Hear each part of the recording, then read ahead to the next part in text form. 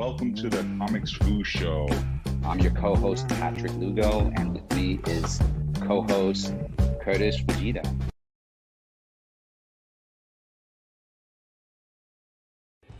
As a kid, I loved Kung Fu movies.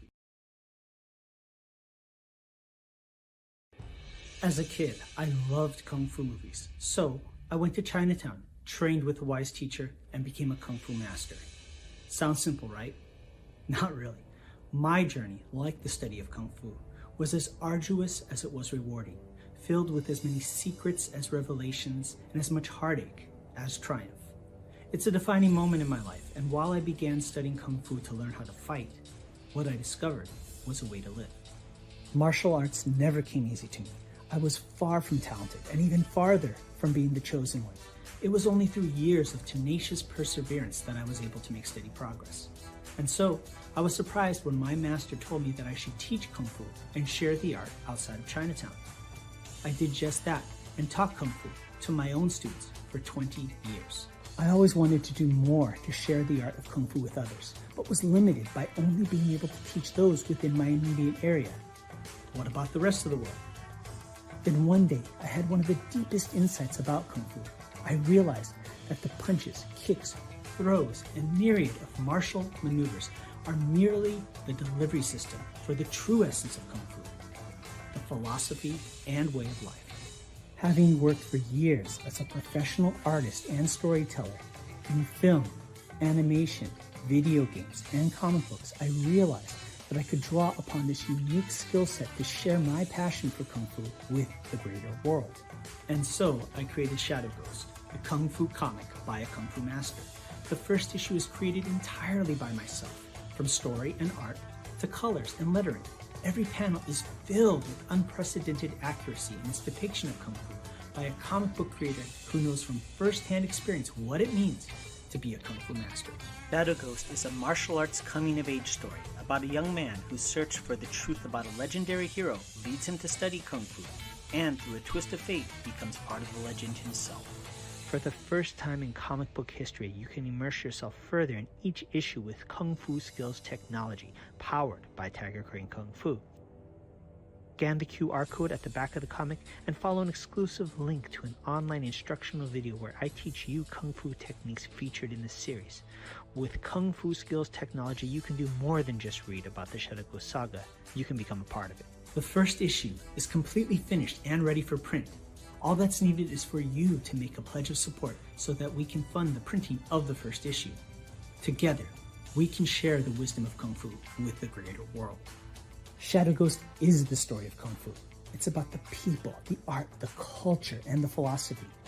It's my story and the story of those that I've learned from, taught, fought, and loved. Join me and become part of the vibrant legacy in a place and time where we might not be the chosen one, but where we can make a choice to be part of something bigger and greater than just ourselves. I'm Sifu Kurtis Fujita, and this is Shadow Ghost, the Kung Fu comic by a Kung Fu master.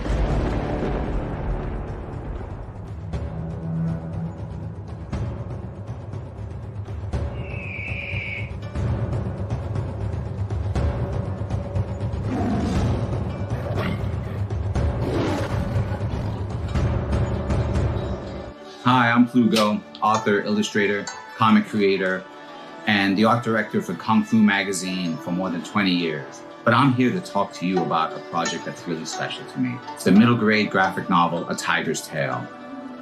Imagine the story of tigers and dragons and martial artists and monsters So when I launched the campaign for A Tiger's Tale Volume 1, I did not know what to expect, but it succeeded thanks to a group of passionate backers. It was also awarded the Make More Comics art grant that year and was later featured as part of an art gallery exhibit.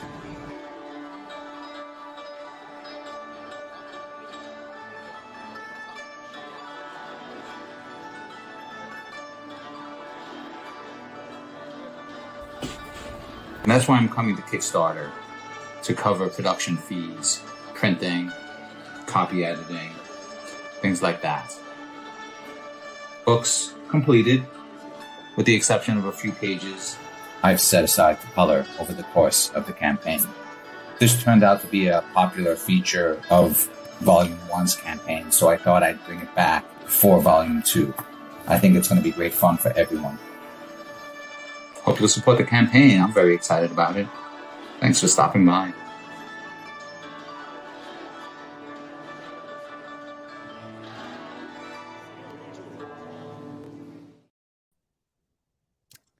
Hello, everybody. Welcome to the Comics Fu Show. Welcome, where we stand at the crossroads of comics, kung fu, and pop culture of all sorts. Exactly. I'm Kurtis Fujita, and this is Patrick Lugo. I'll let Patrick go ahead and do his introduction. I'll do mine, please. Go ahead. So you can find me online as Plugo. I'm an author, illustrator, and comic creator. My most recent comic is A Tiger's Tale Volume 2, which was funded on Kickstarter just at the beginning of the week. And we've just reached 69 backers. We're shooting to make 100 backers before our campaign ends in about 17 days. Excellent. And for myself, I'm Kurtis Fujita. I'm a comic book creator and also a Kung Fu instructor. And I've combined both these things into my current Kickstarter comic book campaign called Shadow Ghost. It's the Kung Fu comic by a Kung Fu master. Patrick and I both launched about the same time, got our initial funding about the same time, and we're just moving forward things. We'll also be, we're about halfway through our campaign for Shadow Ghost, so please check it out. And you've just you've moved on to your second stretch goal, if I recall correctly. First stretch goal, yeah, we just hit our first stretch goal. Well, have you announced the second one yet? Not yet. No. I'm gonna. You know, it's such a interesting strategy, right? Like, how do you play this? There's certain rules, but there is also no rule to a Kickstarter, right? And the first one, I'm kind of like, well, you know. Some people want to see what the next stretch goal is. Some people, I think, might feel overwhelmed by just me throwing too many stretch goals out. So I'm kind of keeping my cards close to my vest on it. I do have an idea what our next stretch goal is. I do plan on announcing it, and but time will tell. So just keep checking it out. And as always, the thing about this cool about stretch goals is once they happen, everybody retroactively that backed the campaign gets it. So not just the new people. So yeah, keep your eyes on it. Soon. Exactly. I was just last night planning to announce stretch goals today, and then I got a surge of backers this morning, so I have to kind of take a closer look at what my plan is. But there's a little bit of time for that because I really want to get to our special guest today.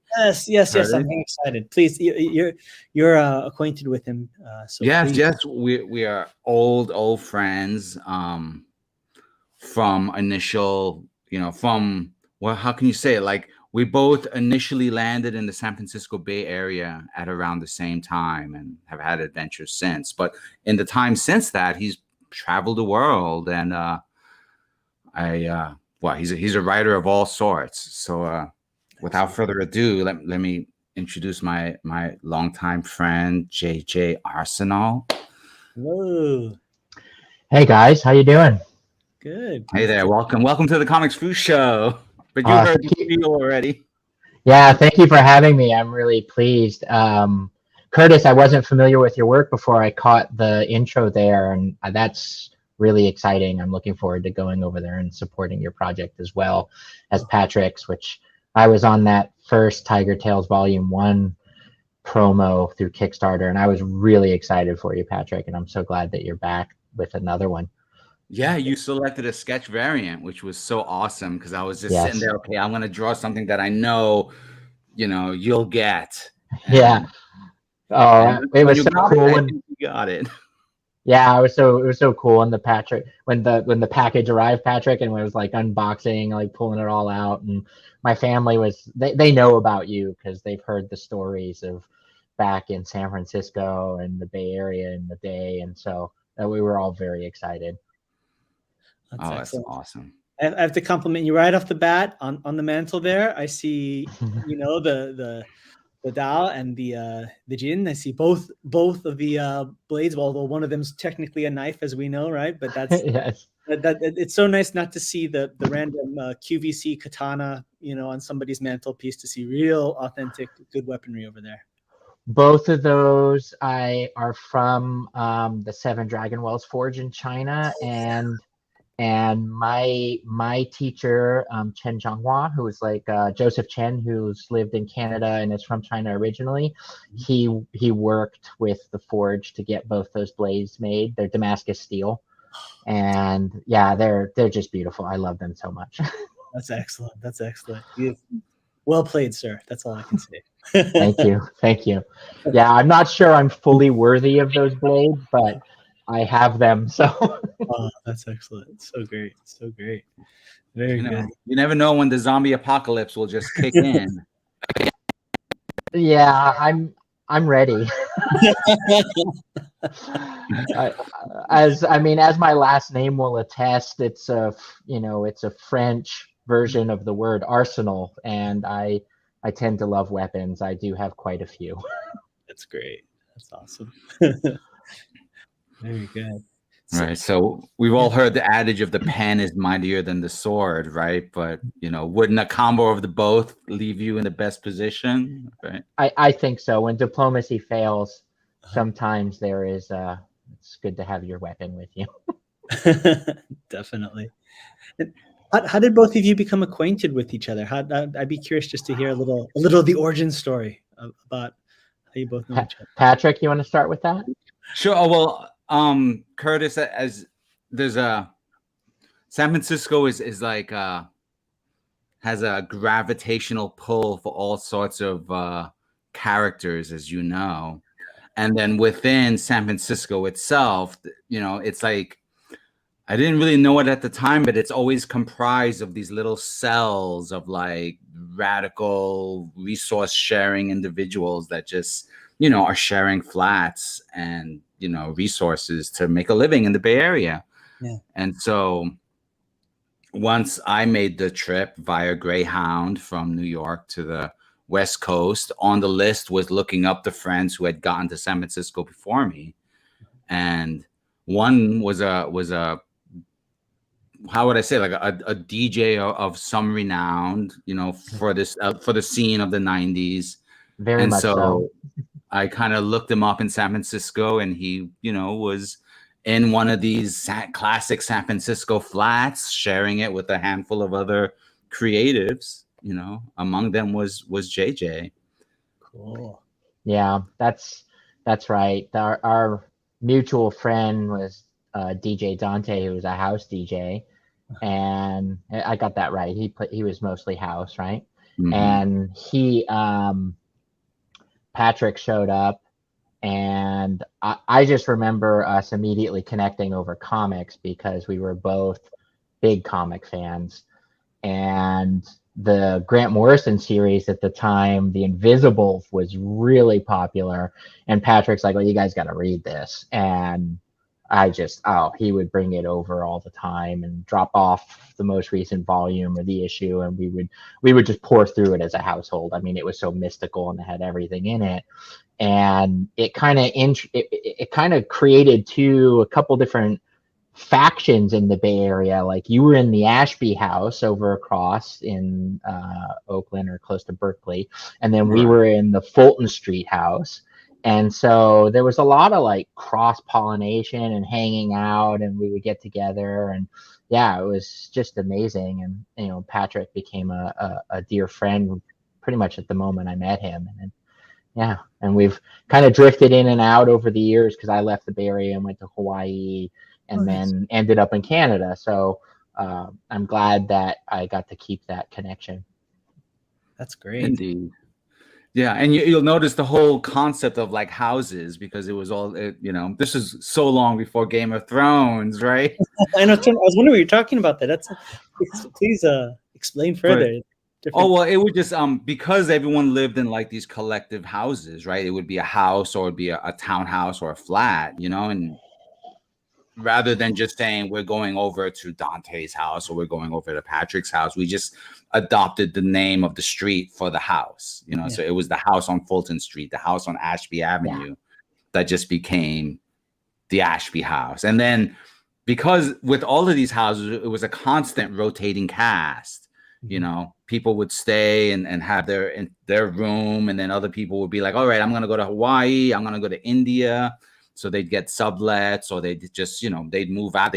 They'd fall in love and move out and someone else would move in. So it was always this like, bubbling cauldron of like, what's the latest project? Who's doing what? What's the people got into cooking, people got into DJing or whatever. And so the house would kind of reflect the interests of who was involved in what at any given time.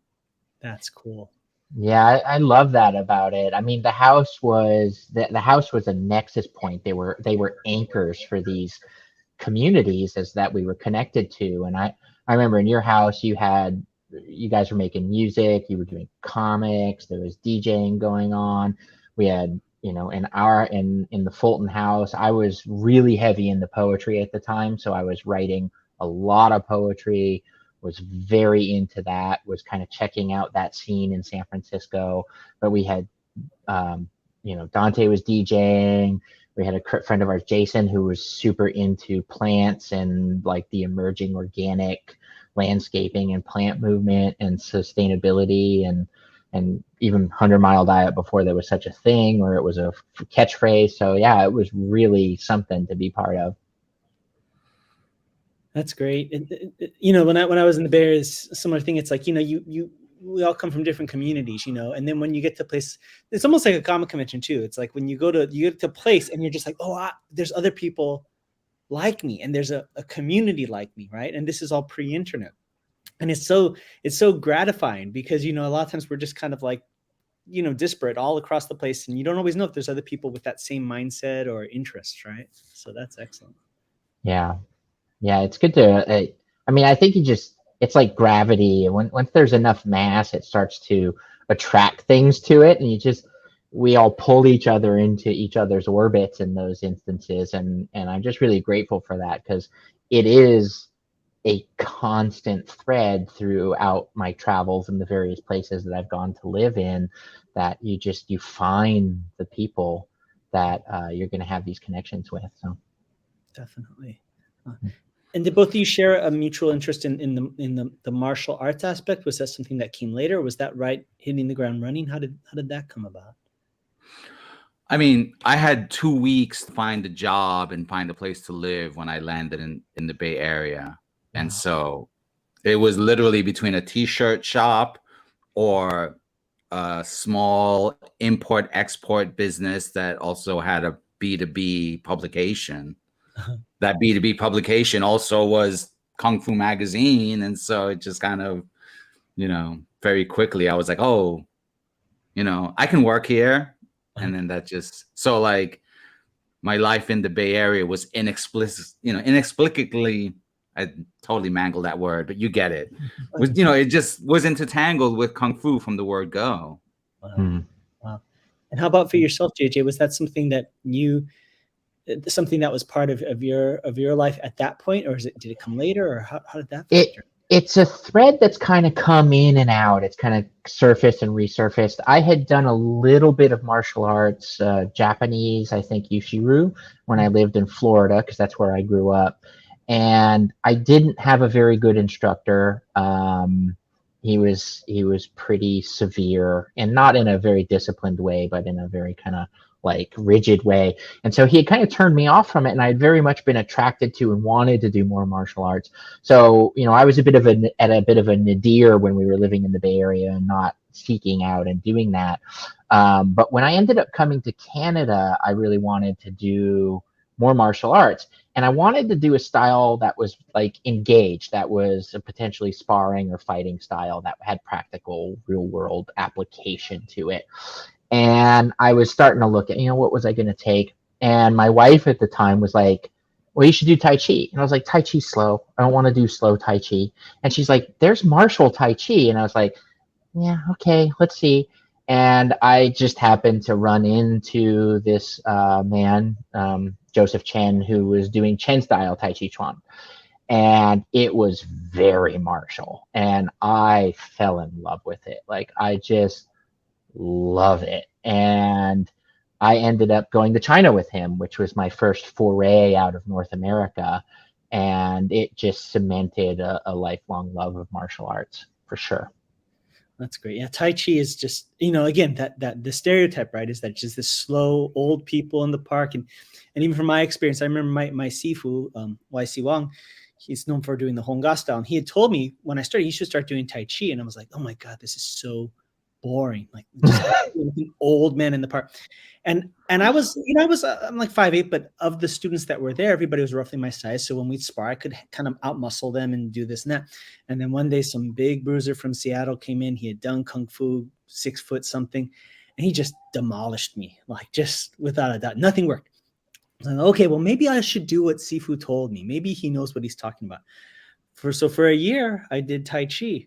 And when that year passed and I was paired up with him again, the situation changed. Let's just put it that way. In fact, not to go too far into it, but the end of the engagement, shall we say, or the exchange, I guess is a nice way to put it, is he threw a kick at me and I caught it and pulled it and then threw him. My Sifu would have a couch, and you always knew you were about to get thrown because he would maneuver you in push hands, and you look behind and you'd see the couch, and as soon as you saw the couch, you go, oh crap, here, boom, and then you just fly into the couch. Yeah. And so I maneuvered him to the couch, and the couch was right behind me, and I just launched him, and he hit the couch, got out, was upset, walked away. And my Sifu, being a good teacher, he doesn't want to play favorites. He always pretends he's reading his newspaper. And as the guy walks by, he just casually pulls his newspaper down, looks at me, and is like, "You got him," And yeah. Tai Chi, right? Of all things, I mean, people have no idea how potent of a martial art it is, right? Yeah, that was my experience, and as I got into it, and I know this is a recurring theme with most martial arts, but I love that there's sort of levels to Tai Chi. There's the simple, you're catching a hand and you're doing a slight twist and you're pushing them back out of their space, or you're using that maneuver to get in closer, or you're using it to damage that limb, and I mean, it can get more and more aggressive. And for me, what really sealed the deal is I went to Regina with my teacher, and to see his first disciple, and we went there to train, and we're hanging out. And there was a gentleman in the room who was a firefighter. The guy was built, like, he was lean. He wasn't thick, but he was like lean and cut and worked out. And he was over 6 foot something. And my teacher was like, he's like maybe 5'6", 5'7", and he went and did push hands with the guy, and the guy would just like pop and fly across the room and just like collapse. And I'm just like, how is this little Chinese guy just destroying him? And then my teacher's like, okay, well, now JJ, you push with him. And I was new at the time, and the guy just was tossing me around like a rag doll. And that's when I really understood. I was like, okay, there's something here. That's when I first got that, like, oh, internal martial arts is like a thing, that there's something here that's not just muscular, that it's that, there's control and finesse in the way that you move energy. And I just found that really compelling. And like all things in my life, I felt like, okay, well, I chose like one of the hardest things to learn. Okay, here we go. No, definitely. And, you saying that now, it kind of an epiphany, live on the stream for me is, it got to a point where, training martial arts, and I try and express this to my students. I'm fortunate in the sense that there's a certain level of, like they say in law enforcement, escalation of force, right? And whenever the few times I've been in a situation where I had to use my martial arts in a real world situation, it was never that. It was always the correct amount of force that I gave to the aggression that the person was giving. It was never like somebody just shoved me and then, like break the neck or something crazy like that, But now thinking about it, I have to attribute that to Tai Chi, and I have to attribute that to push hands. Push hands, the practice of Tai Chi allows you to understand the amount of force to use and to not use, right? The restraint in that setting. And it never occurred to me until you mentioning that now, that that's most likely where I got that from, is the practice of Tai Chi. There's a certain intrinsic morality to it, and karma, especially the push hands, right? Where you know, it's like if they don't attack you and you're doing push hands, there's nothing for you to really do. You know, it's a 1-for-1 ratio, and that's something so special to that art. You know, I would say. You know, so yeah. Yeah, I think that's really interesting, like that, what you're saying there, just in the measure of force.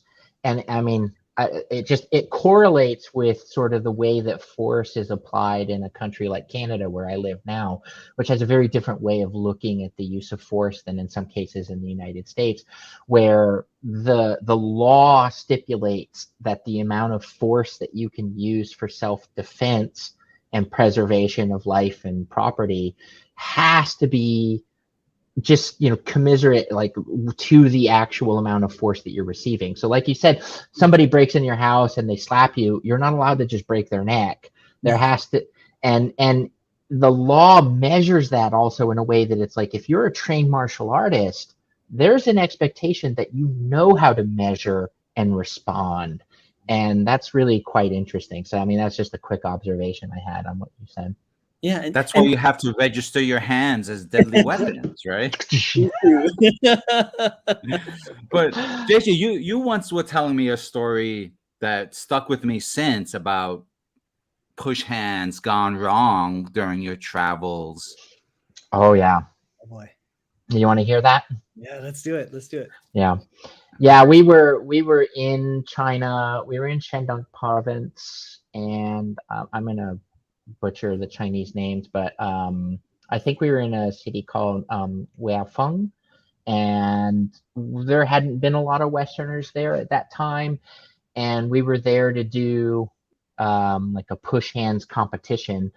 And you know, to be honest, as Westerners, the Chinese people that were living there were very gracious and welcomed us with open arms, but at the same time, they didn't want to necessarily lose to a Westerner. And so my friends were there, and they were doing a push hands competition, and I don't think it was intentional, but one of the Chinese people competing against a friend of mine from Georgia basically did an arm grab and used like a forearm and caught his arm and did a little bit of a maneuver, and his arm just popped. Like you could hear it in the room. It went pop. And he just turned, and he's holding his arm, and he went back to Master Chen, my teacher, and you know, the competition stopped, and they took him to a bone setter and a doctor there in China. And I mean, it changed the whole dynamic, and we realized, like, ooh, that was very intense. And they went and did an x-ray, and he had a spiral break that ran from the elbow up to the top of the arm, and it just went all the way up. Gosh. And the interesting part of it is the bone setter says, okay, well, I'm going to try to like set the bone, and you got to get him out of here. You got to take him. He has to go home. And so the bone setter grabbed his arm and just did his thing. And Todd just passed out. Like, the pain just knocked him out. And they wrapped the arm, put it in the sling. My teacher did that little technique where he presses here and woke him up. And he's like, okay, we've got to get you out of here. And so we had maybe a 14-hour bus ride to get back to Beijing. And then we had to go to the US consulate to get him out. So that took 2 days before he got in a plane. 13-hour flight to San Francisco, another 6-hour flight to Georgia, and then into a car and over to the hospital. And the doctors are like, okay, we're going to have to break the arm again to set the bone, because it's probably not right. And Todd's like, oh my God. And they said, so we're going to take you in, do an x-ray. Took him in, did the x-ray, brought him back out. And the doctor is like, I'm not doing anything. This arm is perfectly set. And they just put him in a cast and sent him home. So I mean, part of that story is, a testament to the power of the push hands that was happening, and also a testament to Chinese bone setters, because they're amazing. And in some cases they're one and the same, right? The master learns the bone setting as their day job. I got a push hand story. I'm sorry, I hate to comment. I'd love to hear it. God, I love push hands. So for those of you that don't know push hands is basically it's the manifestation of the strategies and the implementation of like a sparring for Tai Chi using the techniques. You could say it's akin to wrestling. If you've done Wing Chun, it's similar to Chi Sao, but it's this interesting range that's grappling, but not exactly grappling. It's like joint locking and grappling. It's that. And one of the big components is your arms are intertwined with your partner, and you're trying to essentially pull or knock each other off balance. And so it relies heavily on sensitivity in terms of physical contact. Right? When you're this close to somebody, like you're wrestling, you can't see everything, so you have to rely on the actual tactile response.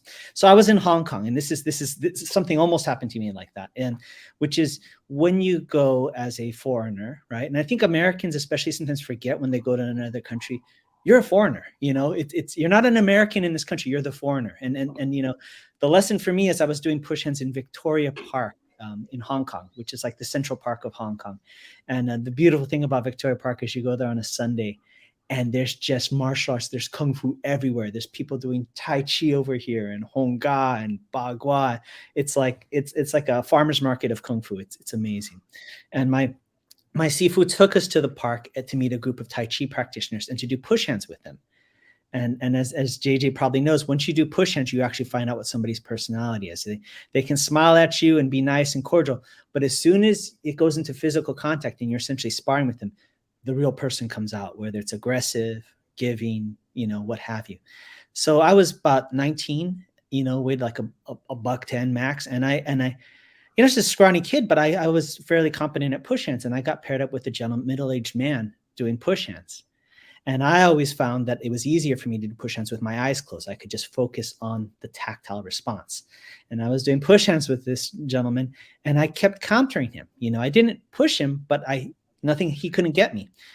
And I didn't think about how that looked, a 19-year-old kid doing push hands, countering somebody with his eyes closed. And as my eyes closed, I didn't realize that all the classmates were watching it, so there's a crowd of people.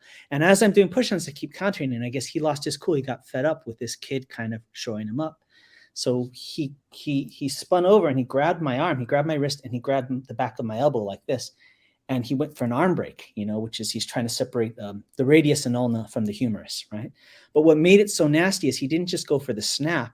He yanked so that the radius and ulna started to actually separate from the humerus like this, and then he went up the middle to break. So it wasn't just like a lock. He was actually going to go break my arm in front of everybody. And my Sifu always told me to push hands. He said, "Don't go against the force. Whatever the force is, just go with it." And so as he pulled, it was like Obi-Wan. I could hear my Sifu saying, in his Cantonese accent, "Hey, no go against force." So I just stepped in the direction he was pulling. My arm kind of caught up with itself, locked back into place, and the break was fine. And then I realized what he did. And the lesson is it's a fine line when you go to those other countries. You don't want to make yourself look bad. You don't want to make your Sifu look bad or your clan look bad, but you can't make the other people look bad. And so sometimes you got to take the L just to be cool. There's a grace and a dignity in losing if you know that you could have won, and that's such a hard thing as a Westerner and as an American to understand, right? Is to save face is everything in these communities, So I too could have been rushed. I could have been. This was about 98, 99. So oh wow, we may have if it was around that same time, we may have caught up with each other at the hospital back in the day. Yeah, I felt very much like I was in their culture, their world, and to be respectful. And I just through the virtues of what I was doing at the time, I was very curious, so I wasn't, asserting myself in any way.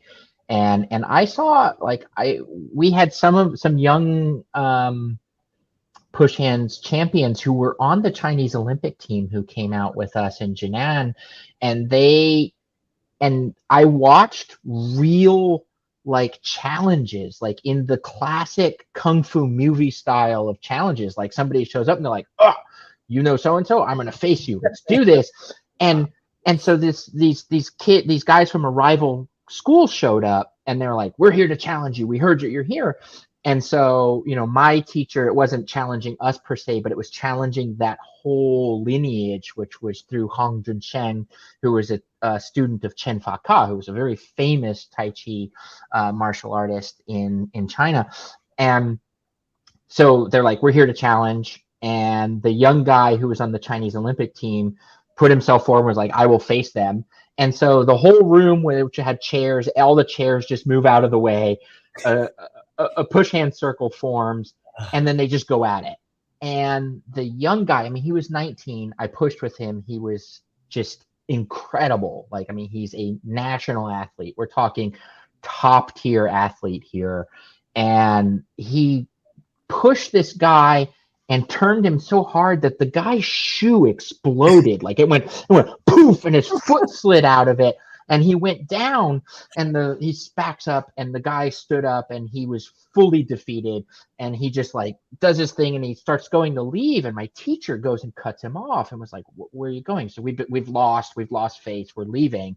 And my teacher's like, "No, stay, have lunch with us. We're push hands. We're like, we're training. It's okay." And just brought them into the situation as guests then. And I remember seeing it, and it was like a few things struck me. One, there was just this real earnestness in the people's desire to do their practice at the highest standard that they could. And they also wore their defeat in a very honest way that was different than in the West, where we'll still proud boy and be like, "Oh, I could have got him." It was just very, okay, I was defeated, I've lost. And now and so it was just really interesting for me to see those dynamics in martial arts. And I really quite appreciate the differences there. Definitely. That's the culture, right? And that's, somebody asked me, like, have you used your Kung Fu? It's like every day. I mean, it's like every day. And I'm not talking like, I'm washing dishes, doing the cloud hands as I'm washing the dishes or anything like that, right? It's the techniques and the skills are the manifestation of the philosophy, right? And the philosophy you apply everywhere, and the dignity, like what you described about your teacher, that's, because it's the easiest thing to stomp on somebody when they're down, but it takes a real classy person and a very strong person to be that gregarious. So that's great. That's excellent. But yeah, Tai Chi, right? Just slow old stuff for old people, right? Isn't Yeah, I know. I remember my teacher telling me this, this was developed for battlefield combat. I was like, oh, that's a very different definition than what you hear people saying when, the Tai Chi Society is talking about doing like Yang style or something. Yeah. And wouldn't you say, I mean, I'd be curious both about it. I mean, when people talk about what is the most popular Kung Fu style or Chinese martial art, for me, it's Tai Chi. You think about it, it's such a great art that you can distill it away from the martial aspect, and just the health benefits alone. Yeah. So, but I have to cut myself off and help Patrick wrangle me in, because I could go for like 3 more hours if we're talking about Tai Chi and push hands. Patrick, can you please help me get us back on track so we can talk about more than just this? Because I will do that. So please. Well, I mean, I can share I've shared my story, my Tai Chi stories with both of you. So let me bring it a different angle. Jerry, I was reading your script, and I noticed one of the scenes that really drew my attention was one of the training sequences. They're using swords in this instance, but so all of this talk of push hands and impromptu training sequences got me thinking, clearly you've incorporated martial arts into your writing in ways that are more than just, writing a good fight scene. But maybe you could elaborate on that particular thing while I, before I pull up some paragraphs that we could look at and really break down, Yeah. I mean, is it appropriate that I just kind of start with like what I'm kind of working on right now, just quickly, and then I can get into that fight element? Yeah. Give us, Yeah, so- we're on the elevator to the penthouse suite with the president of the company. So Cool. here's All your right. chance. Okay, here we go. Well, I'm writing a book right now, and the working title is Future King. And Future King, it's a feudal punk telling of the fabled return of King Arthur, and he's returned to fulfill his destiny to free humanity from the shackles of a future corporatocracy. And in it, Lancelot and the typical Arthurian characters come into it, but they have a bit of an influence of some of the Asian fighting styles and some of the European fighting styles. I have kind of looked into European sword play and studied that for this book as well, but also just some of the influences there. And in that particular training montage that you're talking about, Patrick, there's a couple of things I'm doing there. One, I'm showing that Lancelot is an incredibly adept and proficient and natural fighter. It's the only real talent he has, is he's this person that can slip into that sort of space of singularity and engage in combat from there, and is quite proficient at it naturally, but has also learned techniques over time. And in that particular training montage, he's on a team of basically futuristic gladiators that are owned by the company, and he's the captain of that team, and he's there to train the team on how to fight. Now they're using armor, and that armor would look very futuristic, like Future Knight to some degree. You're going to have full cuirass, you're going to have placards and falds, armets with the face shield that goes up, but we're also incorporating, it's like carbon fiber technology, robotic assisters, some smart thinking into the armor as well. And they're training to get ready to fight. And he has a bit of a bet going with his lieutenant that he thinks armor is a weakness. It's a dependent object that the team uses because they know they can depend on it to turn a sword blow or to throw a bolt if somebody's firing a bolt at them. And he wants to prove that he's somebody that doesn't depend on it. So in this thing, he strips down his armor and goes right down to his training, shorts, and has told his lieutenant to remain in his armor, and they're going to have a combat. And they spar. And I think you have noticed, you probably both noticed if you read it, the Tai Chi stuff definitely is there. Like Lancelot is preferring to get inside, to be close, to be in contact. He's not like you see most fights where people are trying to create distance and they're doing this at each other. He's wanting to like get in there and get against the person, grab the limbs, use the sword as an extension of self in that particular moment in order to, engage in combat. And so, yeah, it's definitely the influences there. So this is the paragraph. I wanted to zoom in on this paragraph because I just think it would be such a great opportunity to break down, the script or how one would try and convey this into panel by panel sequences, or were this a page, or like just how would a fight choreographer break this down scene for scene versus a comic artist breaking it down panel for panel. And so would you like me to read it out loud, or should we just leave it up on screen? I think it'd be excellent. Yeah. Sagramore came at him, sure and fast, with a perfect and efficient diagonal slice. But the captain already moved deep into the intimate danger zone of his personal space. Lance preferred to be up close, inside, hands-on. Sagramore's cutting arc put both his arms at the opposite side of his body, endangering his flank to Lancelot, who grinned like a tiger who knows it's about to eat meat.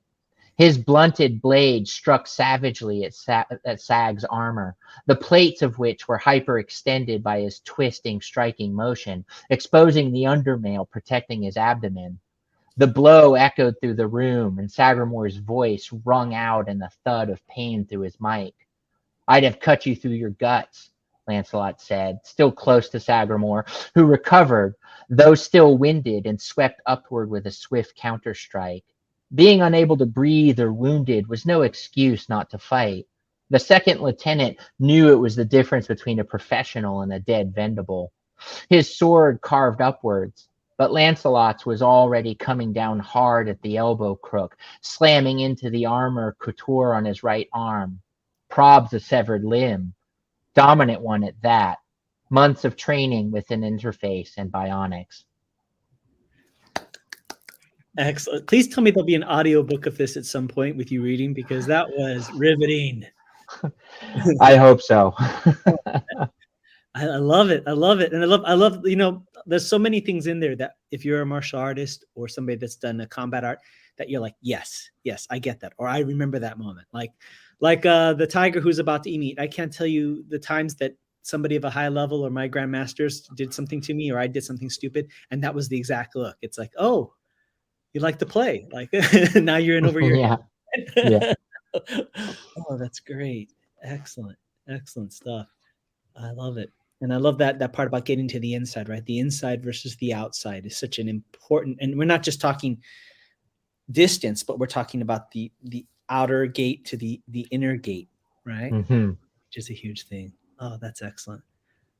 I love it. So Curtis, put on your comic book breakdowns hat. Sure. What do you think? Yeah, I'd love to hear this. What do you think? Let me one moment. Let me just channel the spirit of the Shadow Ghost comic and put on my Shadow Ghost cap. I was waiting for that. No, keep that on, please. Keep it on. We'll consider it the thinking cap for this sequence. This is the thinking cap. All right, now I'm channeling the power of the Shadow Ghost comic book. No, I think if it was as far as panels, you'd start with like wider shots in the beginning, definitely like an establishing shot. I think people think of establishing shots in terms of like establishing a location, but I think for a fight scene, you have to have an establishing shot to establish the position of the characters, the distance, and all of those things. So I would definitely consider having a wide shot and then moving into close-ups. And as there's those little moments where there's kind of a twist, like that diagonal cut, diagonal cuts tend to, for some reason, seem faster. Even though a vertical cut is most likely the fastest cut because it's going with gravity, but there's a certain unexpectedness to a diagonal technique in martial arts that just kind of makes it appear faster. And so I would say have diagonal panels, just to kind of cut through and kind of speed it up. Definitely. And yeah. And I might even go, Patrick will come in shortly. I might even go so far as to that part with the grinning like a tiger about to eat meat. I might harken back to just see like a close up even of like Lancelot's mouth, and he's like, yeah. And I might actually do it black and white, because just having black and white so that moment just kind of sits a little bit longer. So those are kind of the things. And then at the end, I would say when he's lecturing him, explaining what he did wrong, returning back to that establishing shot, because then everything's revealed. So that's kind of I love it. I think it's great. What was the genesis of this? I mean, obviously, King Arthur, but how did you decide to come about using that as kind of the impetus for this story? How did that come about? Using the Arthurian legend itself, or I've loved it ever since I was a little kid. And there was the movie Excalibur that came out in the 80s, which is it's just such a classic. And my dad let me watch it when it was probably not age appropriate, and it was just seared in my mind, these moments and like the glinting armor and the whole element of it. And so for me, that's always been quite a strong thing. This particular story has been around with me since I was a teenager. And as you progressed and I had raised kids and had a life, I kind of sat on the side. And about 12 years ago, I started really taking an interest in writing it, and had put a lot of time into taking notes and doing an outline, because that's my process. I tend to like to create an outline. And the original intent was for it to be in comic. And I kind of, now as we're talking about it, I kind of should have sent you that fight in the comic format, because I do have it written out as panels. Nice. and pages. And I've written the first 6 issues of the comic out already, and have done that as a comic script. And it's kind of the genre that I've been most interested in doing professionally for a very long time, as Patrick can tell you. I mean, like, I've done a couple pitches as well. But just to kind of bring it back around, for me, there was a point about a year and a half ago where I was like, okay, I feel a real urgency to tell this story. And I had written the comic script, and I was like, I have to find an artist. I have to work with an illustrator. I have to find the coloring. I do illustration work, but to be honest, I do not think myself good enough to execute it the way that I see it in my mind. And so there was this, this kind of humming and hawing and a back and forth, and the script was writing really well. I was getting through it. And then I had this moment where it's like, well, what if I just back off of the script in comic format for a moment? And what if I just try writing it as a book, and let's see if it wants to write itself that way? And I mean, really, whether that's anthropomorphizing or not, it was like, I just really wanted to kind of let it express itself the way that it wanted to be executed. And I started writing it as a book, and it flowed, and it was just coming and coming and coming.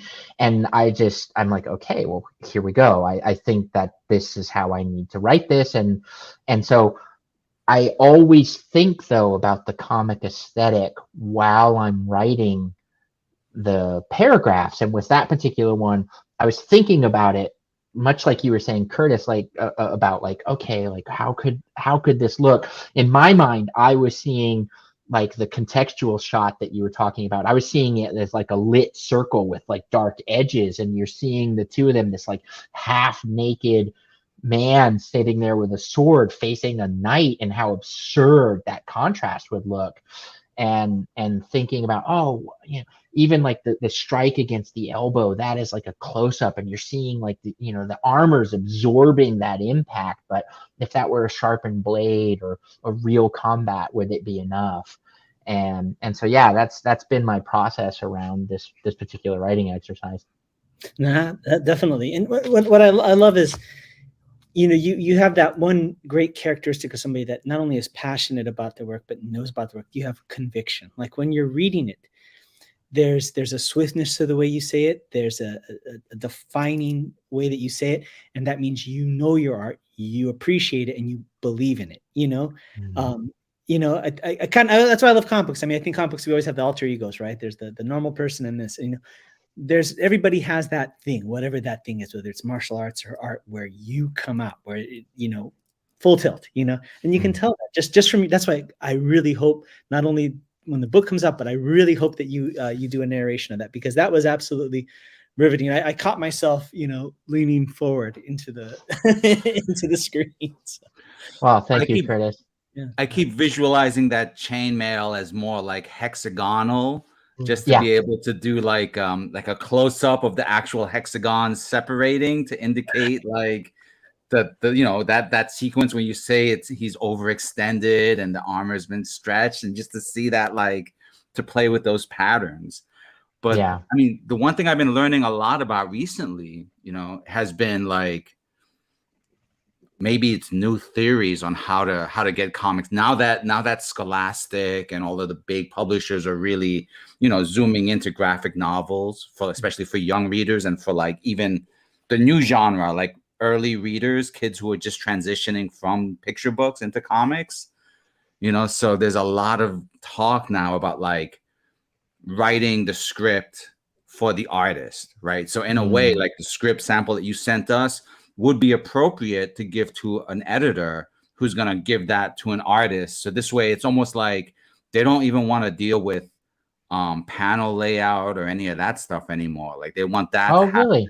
Yeah, it's really fascinating. Like they Oh, want that to interesting. happen in the thumbnailing process after the story's been written.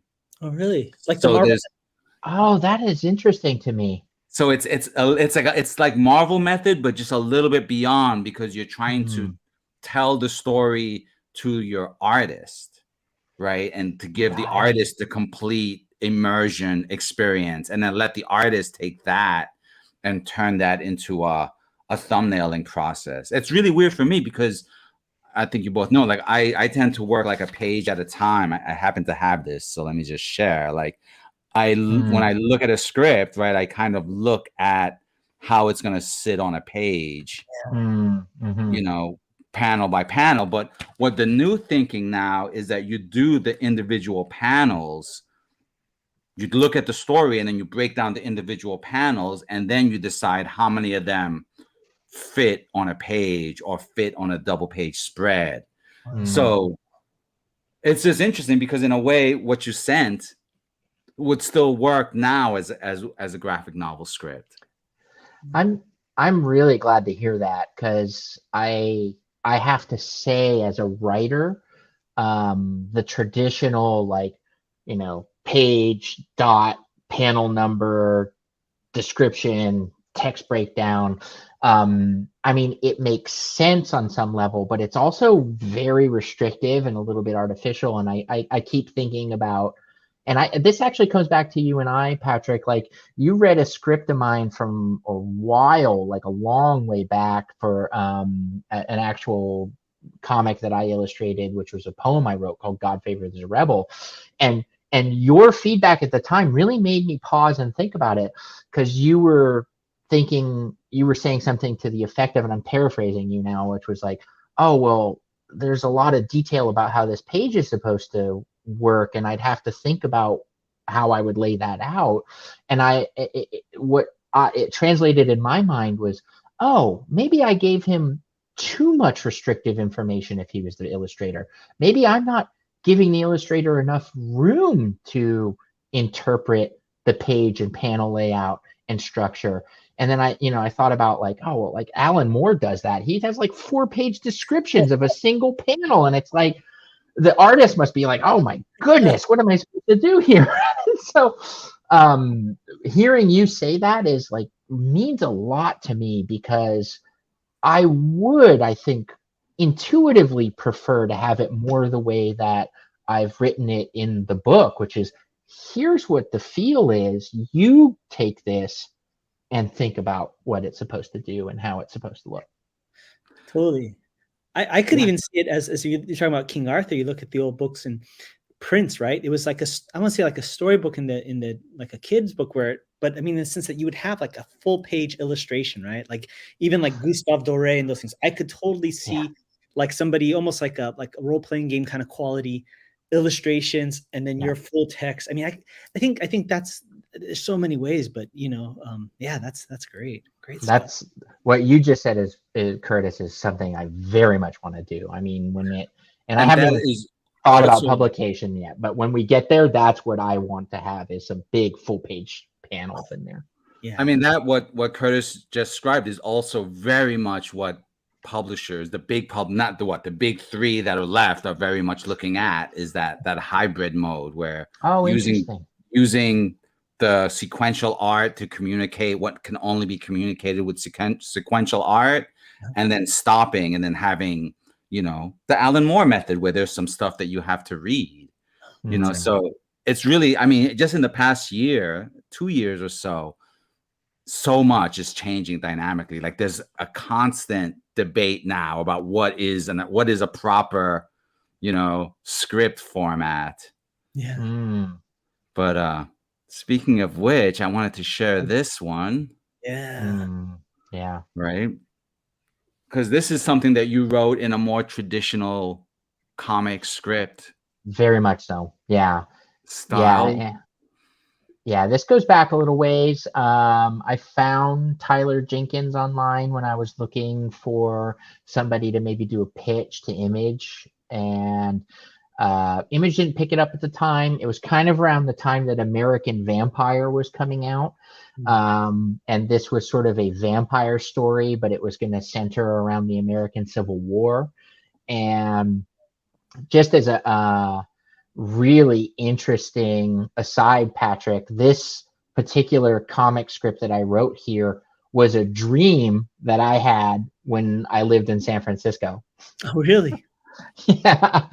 And so Tyler and I worked together. We pulled a few pages out in order to kind of prepare and get it ready. And he did the illustration, the inking, and he did the color on this. And I loved it. I really love his style. It's so expressive. I mean, yeah, you've got this pioneer there who's taking a piss away from his camp, and you have the vampire just sitting there in a stand of birch trees ready to take him and get some food. That's great. And I love the colors. I mean, that really nice, blue and orange, the complementary colors, and it just has a certain texture to it. It's great. Mm-hmm. Yeah, this was a project where I also, read some of your script, and That's right. we talked about what's involved in a script in terms of just direction and context, and it taught me a lot. It really helped me get a bunch of like ideas that now that I'm talking to a lot of other writers and comic artists, I can really kind of talk to them with some measure of experience. So there was an annoying kid who followed him around, shaking my head. There's more people on the screen than the chat. Help us change that.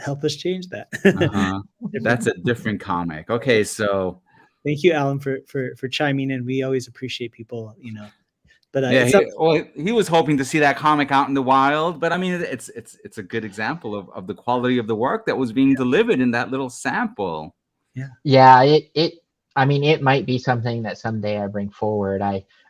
To be honest, I don't know if Tyler will catch wind of this or not, but I was looking, I think, on his Instagram or his Twitter the other day when I was thinking about this conversation we were about to have, and he had a post that he's like, oh, I'm might be looking or willing to take on some projects in February. And I was like, could we just do this whole script I wrote and just get it done? But it's not the time right now. Bring it to Kickstarter. Yeah. I know. Well, and I definitely would love to, and I will revisit that story at some point. But there's also like this, when you're in that process and you're in the zone, there's very little that I want to do externally to kind of dilute the energy of what it is I'm working on. And I mean, with a book and with comics and scripting and illustrating, you have to be kind of mulish. You're on a marathon. You are running a marathon, and it's going for sometimes years at a time. And so, yeah, I have a very disciplined process right now where I'm not working on anything else. I'm just writing the book. I love to play video games sometimes. I haven't touched a video game in a year and a half because I just have to write and write and write. No, definitely.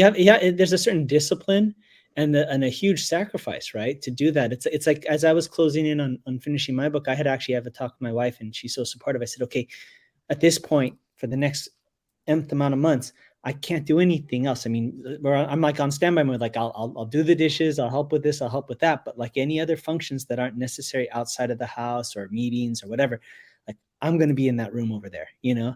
And unfortunately she understood, and she was down with that.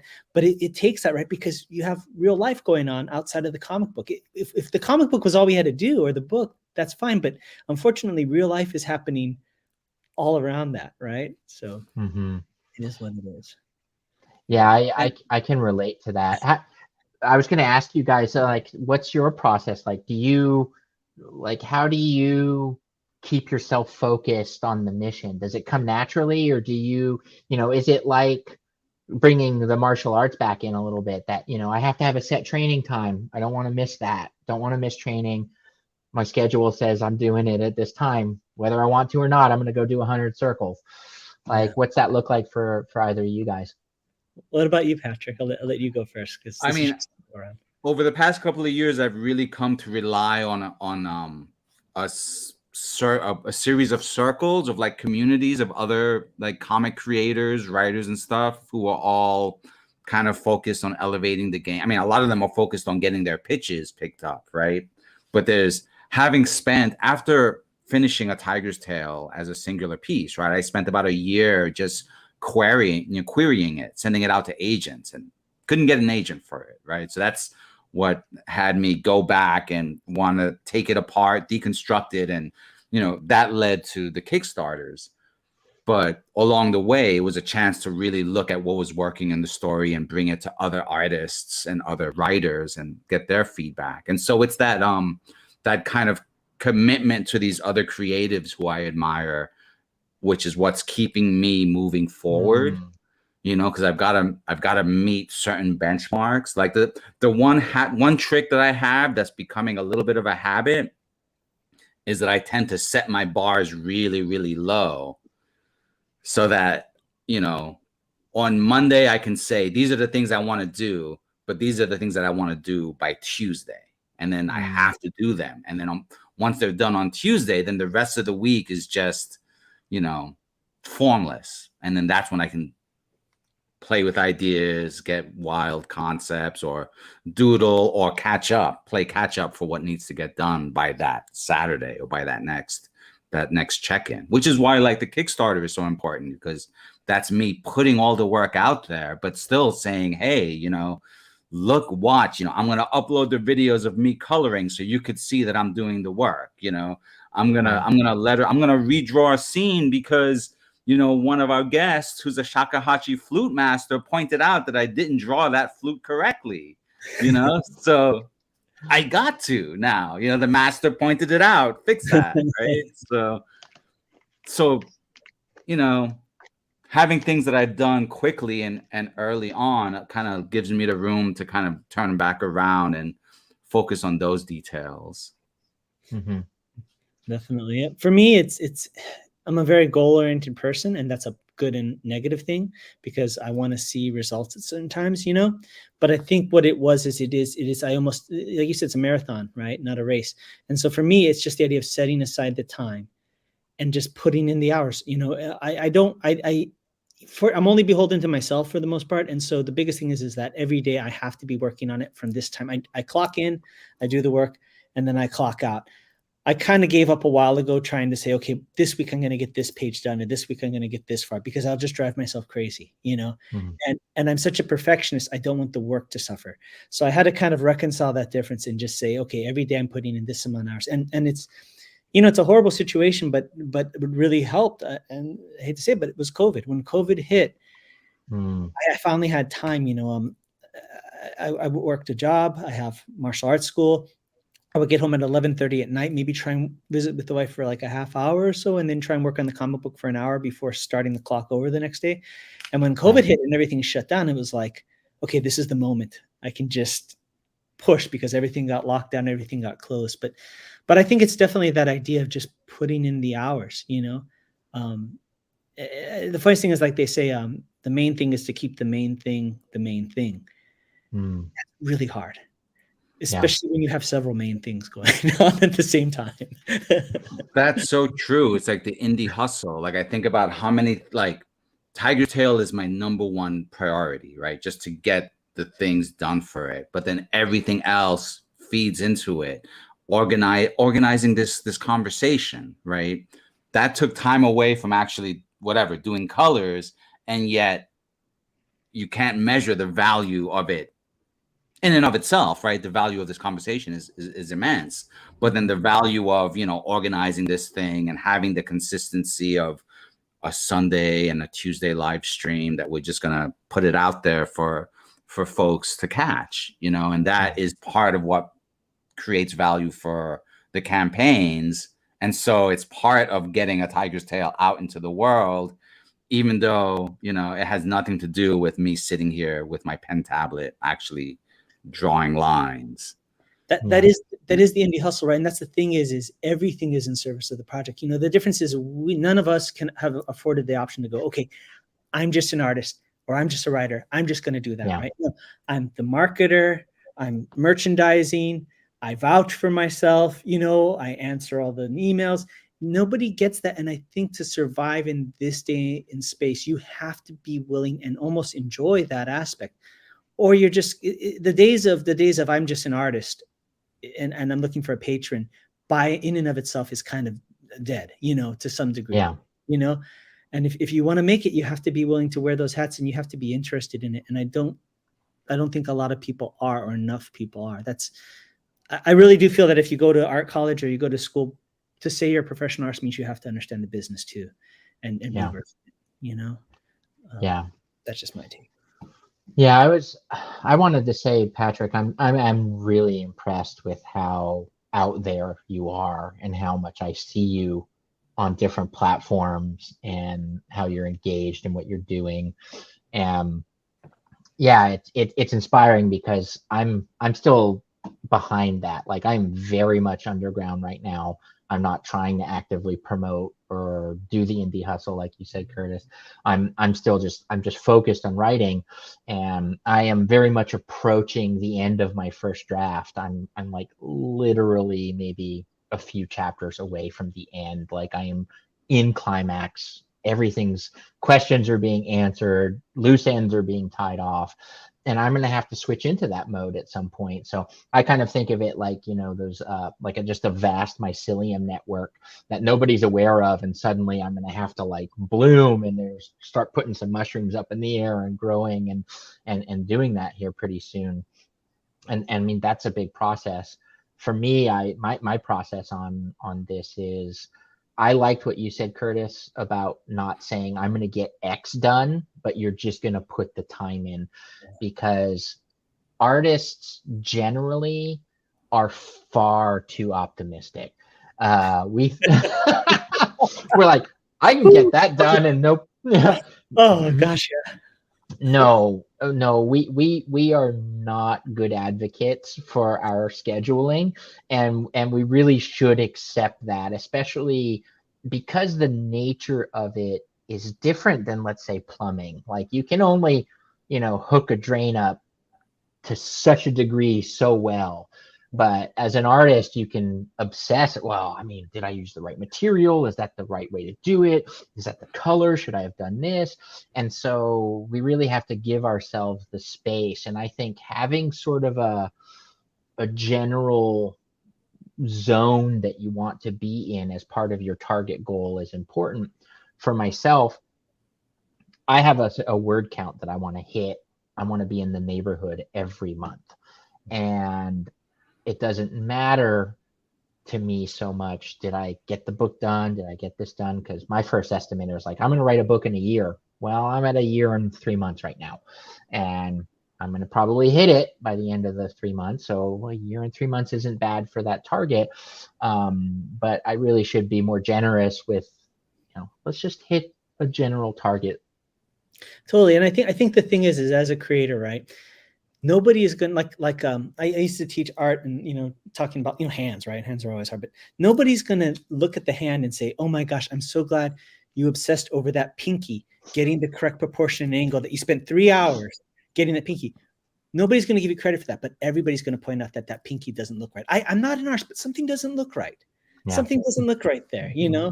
And, but what I like what you said too is that you're talking about doing things in phases. And I think that's important. I think in this day of social media, everybody wants credit for what they're doing well ahead of schedule. And even I kind of missed the mark a little bit because I started promoting mine a little too soon because I thought I had more, I was further along than I was. But I think, truth be told, I've been working on this as an idea since for like 7 years, But I think the thing is the idea of right now you put on the creator hat, you're focused on that, all hands on deck, get the product done, and then the promotion starts to happen, because there is a certain lifespan of excitement over something, and I think it's great that you're not too soon like, hey, I wrote 5 more letters, Instagram, yeah. Just like, So that takes a certain measure of restraint because we want to share what we're doing with people, Yeah. Well, I mean, it's, I assume either of you've done a little bit of qigong in your time as well, there's that. I look at that process also as like a qigong thing where you're cultivating and accruing and concentrating energy in those moments, and that is not the point to start dissipating.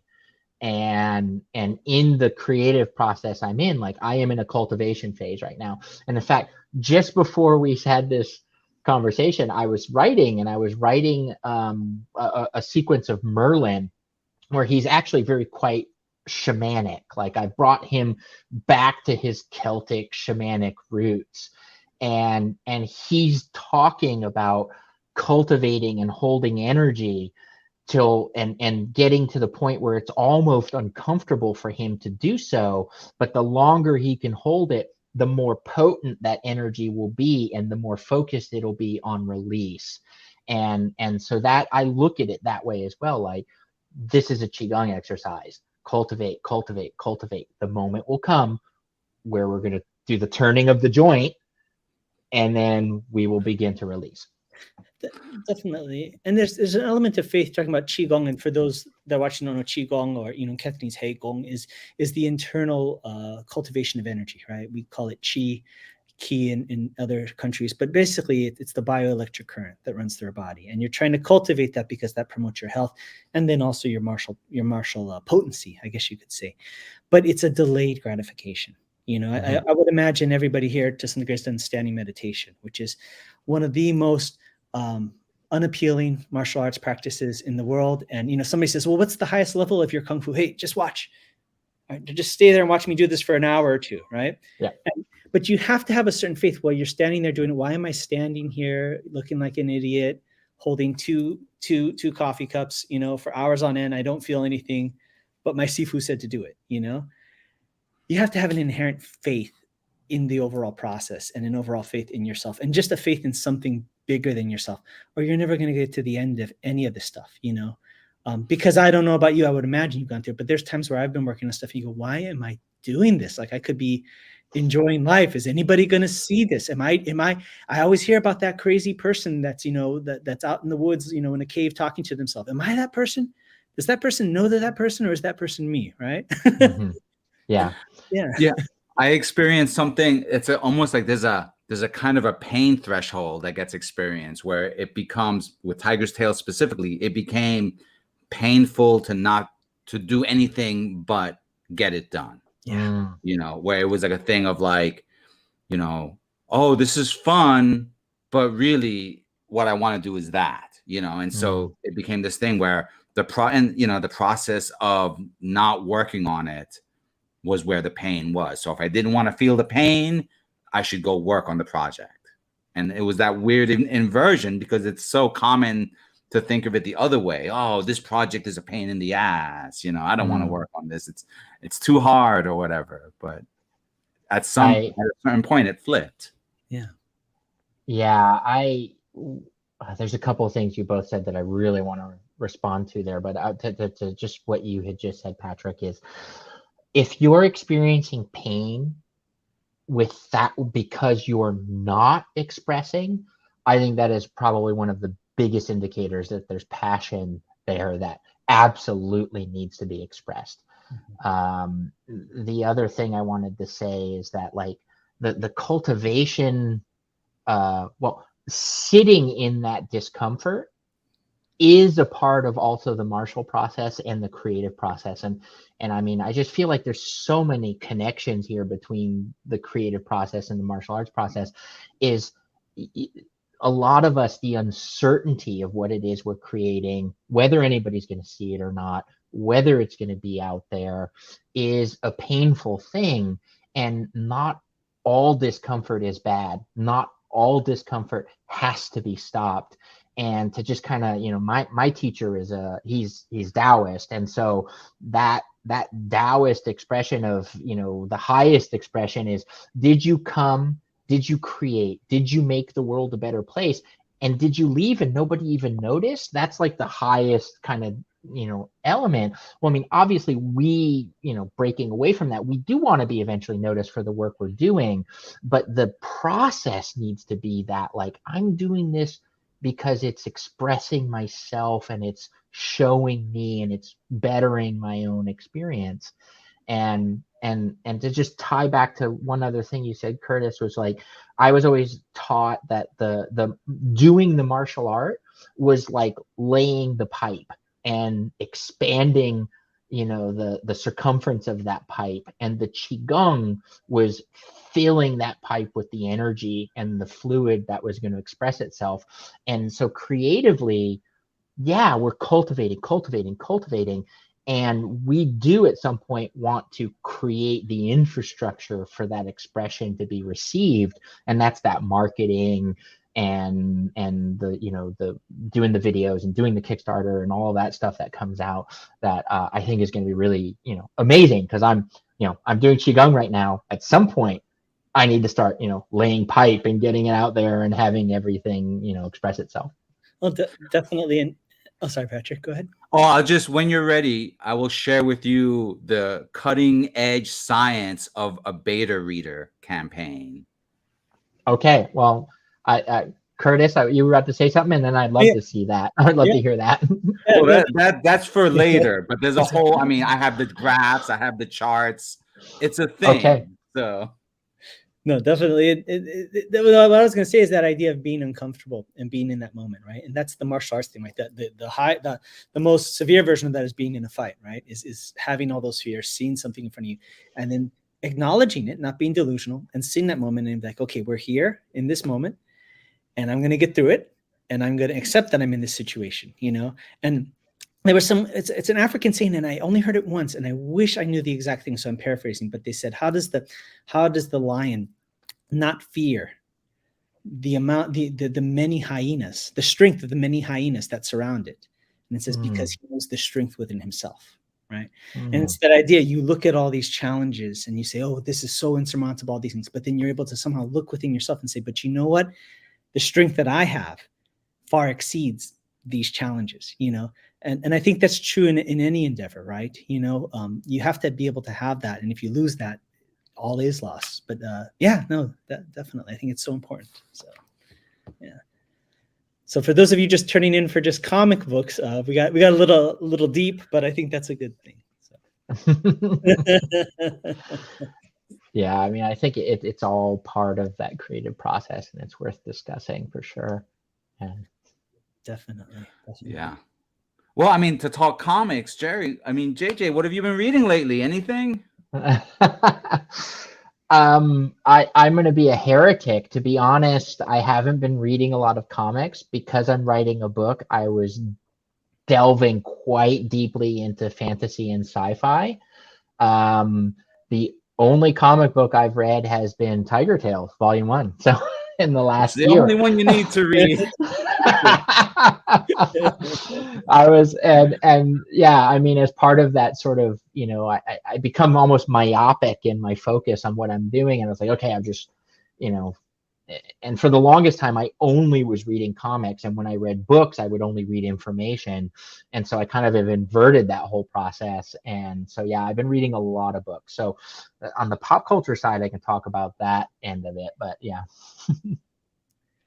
That's excellent. Do either of you ever feel that you will cut off the influence of something while you're working on it because you just don't want ideas to contaminate, or you want to stay focused, or not second guess yourself? Or is it kind of just something more fluid where, any thoughts on that aspect? Patrick, do you want to answer that, or should I? I mean, I think, like, I have a huge growing pile of books that I'm behind on reading, that I'm just like, the pile and I just keep adding the new stuff onto the top of it, which is fine. Yeah. So, I mean, I think there's, like, I definitely can acknowledge, like, I'm in very much of a generative phase where I'm just putting the stuff out there. And then at a certain point, the stuff will be done. And then I could just kick back and put my feet up and then turn to that pile of things that I want to luxuriate in. But then on the other side, I'm a huge fan of audiobooks, right? It's something that that got me through the daily commute for years. And now that I work, outside of this studio, I use them when I go on my epic dog walks, right? So much so that when I put my earbuds in, you know how they make that little sound that says that they're connected? My dog knows that sound. He could be in the other room and he'll hear it and he'll be like, oh, It's time. I'll meet you at the door. It's time. That's so good. And so then during our dog walks, I'll take my dog walks with the latest epic fantasy that I've come across, and all praise to that 15-second rewind button, Right. Yeah. For myself to kind of answer that question, I don't avoid anything. And I always considered that to be wisdom in the past, which was, not to end up, kind of polluting your creative process or bringing in other stuff. And I mean, maybe I'm being naive. I might be. There's a good chance. But I don't feel threatened by reading other people's work right now. And in fact, I find it really important. And I feel it's exactly the same thing between writing a book and writing a comic. Is you have to, and Stephen King said this, read other people's work so that you understand the process and that you know the mechanics. And I mean, I'm reading stuff and I'm like, oh wow, that's interesting. This person's doing a first person POV on this thing, and oh, that's kind of cool the way that they're writing this. And oh, that's an interesting exercise in using an adverb, which you're kind of supposed to avoid doing. And when I'm writing comic scripts, it's the same. I will read and I will look through a lot of comics, and whether I'm reading or not, I'm just structurally flipping through and seeing the different ways that people have come up with solutions to the storytelling. And I mean, you see real masterful strokes of comic panel creation that people use, like the tightening of even sequential art down to make you feel that like locked in kind of tension of a moment, or whether they're doing a big wide kind of expressive open shot so that you're feeling that like the epicness of the landscape that someone's looking in. And I think it's just so important to be constantly touching that stone and familiarizing yourself with it. I mean, and I just, because you guys are doing a comic fu podcast, I just can't help but keep coming back to the martial arts, which is you can do your own form on your own again and again and again and again, but to come and then to push and to be with others and watch technique and see how they're doing it is a very confirming process. And I feel like it's a way that we tune our intuitions so that we really are finding the best way through a forest and a darkness that we're trying to find our way through a story. Definitely. Yeah, I mean, I think it's all, the understanding that the method is a method and not the result, right? It's not the end. That's what really defines things. I think people get caught up in the method and think that that's where it ends. The method is actually just the starting point for any, right? So definitely, and I like the idea of drawing inspiration from things that may be outside of what you think. You may be doing a martial art, like I actually drew a lot from Watchmen, which isn't necessarily you would think like a martial arts comic book, but the idea when you look at that. I'm big into structure, like in martial arts, having the structure of the body and the formation and understanding what stems from that. And Watchmen is like a classic example of structure. There's a certain panel layout, and it's almost like a mandala or something like that, where the structure liberates itself, And so, yeah, no, definitely. I have to agree with both of you. That's excellent. Yeah, that was a very sort of Chen style statement right there. Which is my teacher would be like, yes. I mean, it's like, that there's such a set structure that the body has to be in that's in that moment, and then there's this expansive sort of freedom within it that you're able to move from. And so again, I mean, that's that duality, that's that Taoist thing, that's the opposites, like all of that is very you know, is very legitimate to that experience. Oh, definitely. I was just talking with two Sifus that are friends of mine, Sifu Cindy Huey and Marlene Tam. They both do Wing Chun, but they also did a lot of internal martial arts. And they were talking about how people look at their Wing Chun and they say, oh, well, other judges at tournaments say, we just look at the hands because Wing Chun doesn't have any stance. And it was like, are you kidding me? You know, and I said, standing meditation has stance. Standing meditation has movement. That's saying, right? In stillness, there's movement. In movement, there's stillness. You know, there's only one time that you're still, and I'm not planning to get there anytime soon. So, you know, we'll just keep moving in the meantime. Yeah. And I mean, when you see somebody who subverts it and subverts the structure, it's usually somebody that's doing it from like a master's level. And I think it's funny because you mentioned Alan Moore, but I think about Alan Moore in this particular instance and that comic Promethea that he wrote. And he, at some point, he had the whole thing turned landscape, and he was doing this like infinity symbol layout that was like completely unconventional in so many ways. And I was like, well, I mean, him and the illustrator, they're masters. Of course they can just invert that and it doesn't come off weird or kind of tropey, or that it doesn't feel jarring compared to the traditional portrait landscape that he's been doing the whole issue. Right? Yeah. That was J.H. Williams III.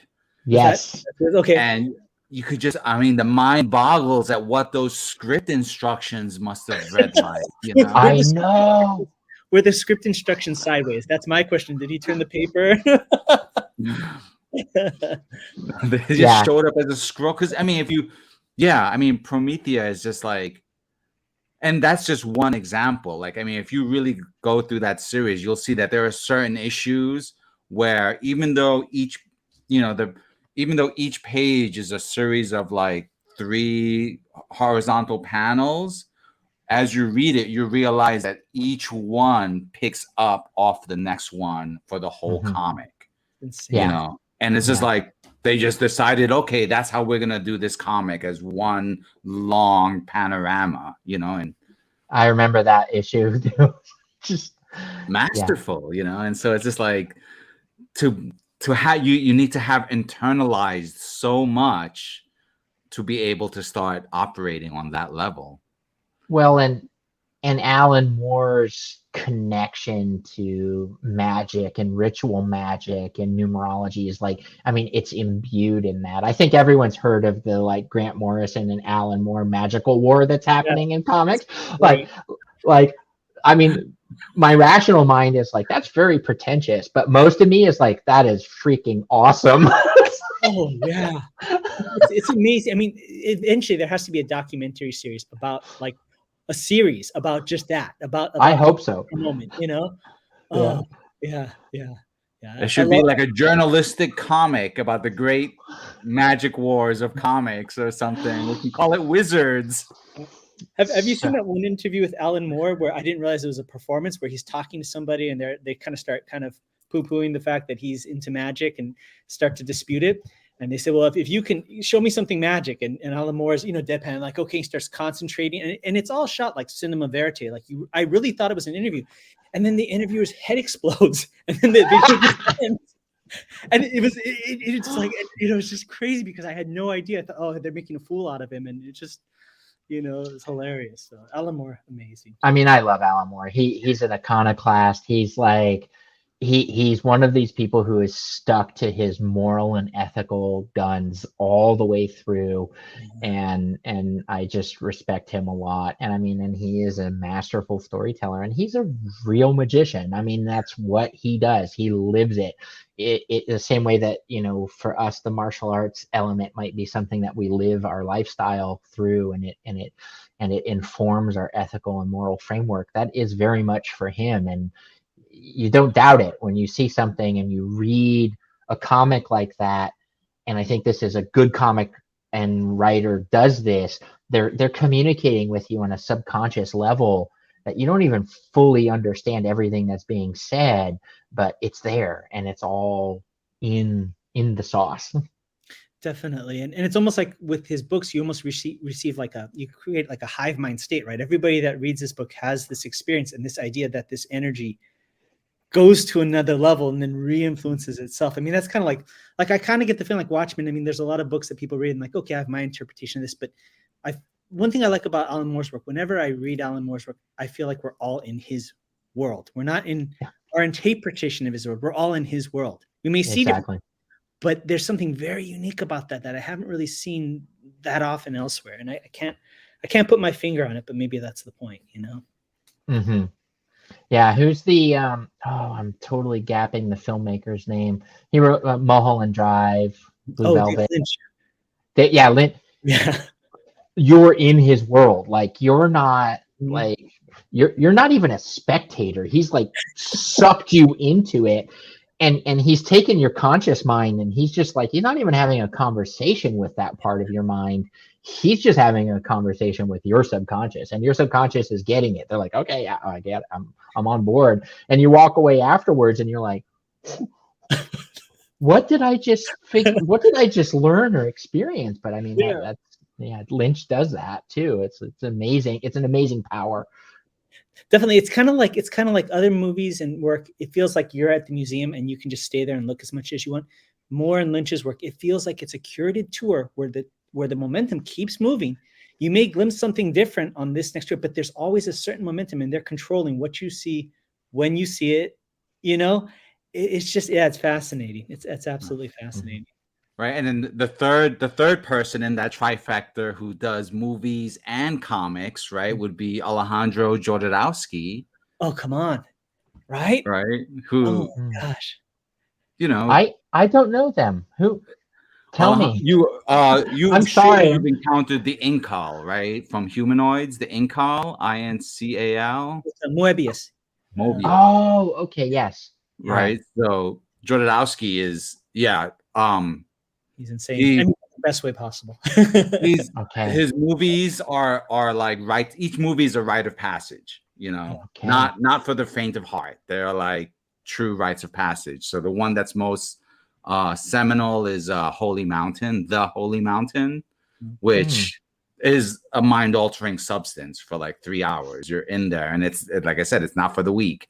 But then you hear about how he did the movie and how he and his whole cast lived together for 6 months, and it's like purely like circus arts movie making. El Topo, El Topo, which is you know, is that another classic, right? Is that where Blueberry? It's like a psychedelic cowboy movie, I guess you could say. Wow, I'm totally ignorant of his work. I have a mission now. I'm gonna go and check this out. For fun, check out the documentary because he was going to do the original Dune movie before David Lynch. Oh, okay. Jodorowsky's Dune, and he had his son cast as Paul Atreides, and he literally like put his son through hell and made him study like 6 different Japanese martial arts, including pressure point fighting, just for the film. And he got Salvador Dali to come on board to play the Emperor, and he also got Orson Welles to agree to be the Baron Harkonnen for it. Wow. And I do know about that. That's him then. Okay. Yeah. He's amazing. And I love that movie because I saw some movie was talking about documentary was talking about Moebius, and they asked him what he thought of American comic books. And he just starts swearing up a storm in French. He goes, American comic books, he goes, I shit on them. He goes, that's what I think of He's a true artist. Let's put it that way. Yeah. So I'm just so excited at the thought of you discovering the movies and the comics for the first time, you know? Yeah, that's funny. It's there's lots of Venn diagrams here of what, overlapping stuff, but that was just right out of my circle at the moment. So I think I'm going to have to look that up and get in there. Definitely. Oh yeah. Totally. Well, we could go on for another bunch of hours. I mean, JJ and I have done this, well into the morning hours through the night. So, yeah, I think, anytime you guys want to have me come and have a conversation with you again, you just let me know. Cause I think there's so much to cover here and I'm definitely looking forward to hearing more about your projects and what you guys are up to. And I want to know about the whole beta reader thing that you were talking about at some point, Patrick. We'll have to get into that, because that's definitely something I'm starting to think about from the book perspective. I have a short list of people that I'm hoping will be beta readers when I'm done. And so, yeah, it's a big process as well. Yeah, there's a whole method. I've taken classes. There's like a whole method for how to turn your beta reading into like part of your marketing campaign so that you have people invested in the work before the work is even out there. And then there's like a way to just launch it from there. So I've got the PDFs downloaded. I've taken the class. So I'm just waiting, to apply that knowledge somehow.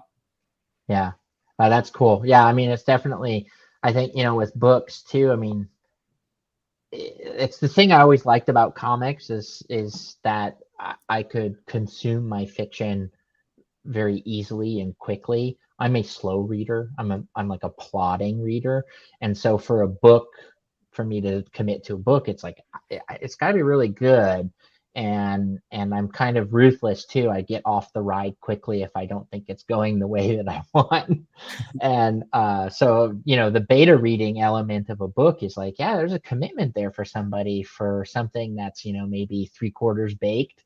And that it's definitely interesting to consider all of the things that go into it. And I'm already starting to think like, okay, well, I don't want to pre-bait any or preload people's expectations, but then what kind of questions do I need to be ready to ask at the end, or what do I need to tell them to think about beforehand? So yeah, that's a whole other thing to discuss at some point. Indeed. But I enjoyed this immensely. Yeah, thank you. Until then, JJ, do you have a website you want folks to go to? Do you have a yeah, you can go to jjarsenault.com. There's nothing there, but because I'm a web developer, I'll have a little placeholder up with an email thing in the next couple hours. Excellent. And and then I do have a Twitter handle that is at jjarsenault as well. And again, there's nothing happening there. It's like we're just cultivating right now, but hopefully in the future when there is something there, I'll reach out and you guys can give me a plug if it suits the moment. Absolutely. No, there's no question. Yeah, and I mean, it's just like go there now for that Zen moment of like, it's the Zen garden in social media right now, Yeah. Well, when we're done with this conversation, I have 2 Kickstarters I need to go and get on right now. So feel free to tell us about them. We'd love to check them out. Yeah, no, yours. I think I know what I'm going to tell Curtis all about that one that I checked. So there's this guy, Patrick. You should really check it out. Such an absolute pleasure. Thank you so much for stopping by. Yeah, gentlemen, thanks for having me on. I really enjoyed this, and I hope to repeat it again soon. And it's really good to talk about these things. And I'm just shocked that it's really quite natural, the intersection between comics and martial arts. And it's like, oh, I didn't even think about how easy these things fit together. Wow. So thanks, guys, for having me on. I really appreciate it. Thank you. Take care. Totally my pleasure. I'll see you. So, ciao.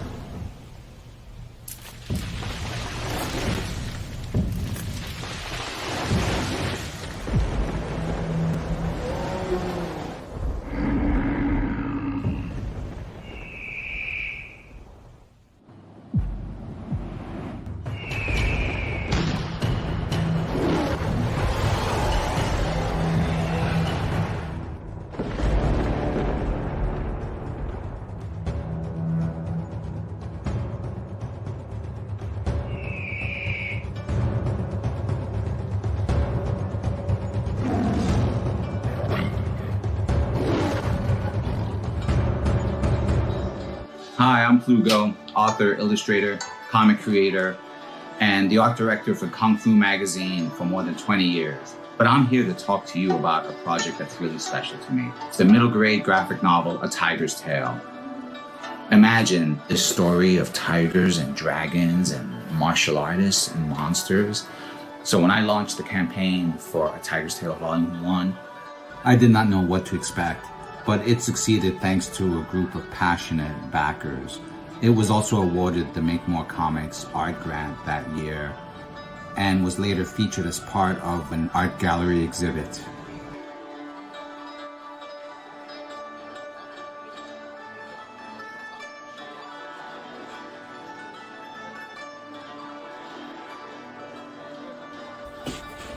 And that's why I'm coming to Kickstarter, to cover production fees, printing, copy editing, things like that. Books completed, with the exception of a few pages I've set aside for color over the course of the campaign. This turned out to be a popular feature of Volume 1's campaign, so I thought I'd bring it back for Volume 2. I think it's going to be great fun for everyone. Hope you'll support the campaign. I'm very excited about it. Thanks for stopping by.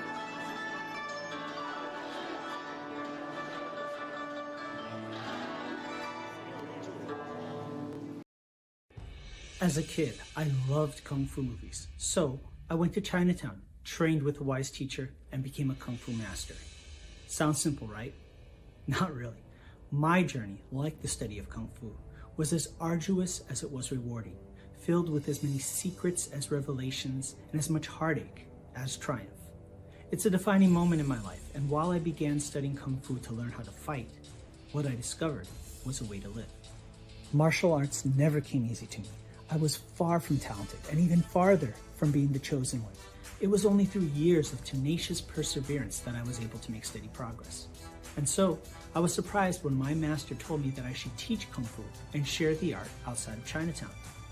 I did just that and taught Kung Fu to my own students for 20 years. I always wanted to do more to share the art of Kung Fu with others, but was limited by only being able to teach those within my immediate area. What about the rest of the world? Then one day, I had one of the deepest insights about Kung Fu. I realized that the punches, kicks, throws, and myriad of martial maneuvers are merely the delivery system for the true essence of Kung Fu, the philosophy and way of life. Having worked for years as a professional artist and storyteller in film, animation, video games, and comic books, I realized that I could draw upon this unique skill set to share my passion for Kung Fu with the greater world. And so I created Shadow Ghost, a Kung Fu comic by a Kung Fu master. The first issue is created entirely by myself, from story and art to colors and lettering. Every panel is filled with unprecedented accuracy in its depiction of Kung Fu by a comic book creator who knows from first-hand experience what it means to be a Kung Fu master. Shadow Ghost is a martial arts coming-of-age story about a young man whose search for the truth about a legendary hero leads him to study Kung Fu, and through a twist of fate becomes part of the legend himself. For the first time in comic book history, you can immerse yourself further in each issue with Kung Fu skills technology, powered by Tiger Crane Kung Fu. Scan the QR code at the back of the comic and follow an exclusive link to an online instructional video where I teach you Kung Fu techniques featured in this series. With Kung Fu skills technology, you can do more than just read about the Shadow Ghost saga. You can become a part of it. The first issue is completely finished and ready for print. All that's needed is for you to make a pledge of support so that we can fund the printing of the first issue. Together, we can share the wisdom of Kung Fu with the greater world. Shadow Ghost is the story of Kung Fu. It's about the people, the art, the culture, and the philosophy. It's my story and the story of those that I've learned from, taught, fought, and loved. Join me and become part of the vibrant legacy in a place and time where we might not be the chosen one, but where we can make a choice to be part of something bigger and greater than just ourselves. I'm Sifu Kurtis Fujita, and this is Shadow Ghost, the Kung Fu comic by a Kung Fu master.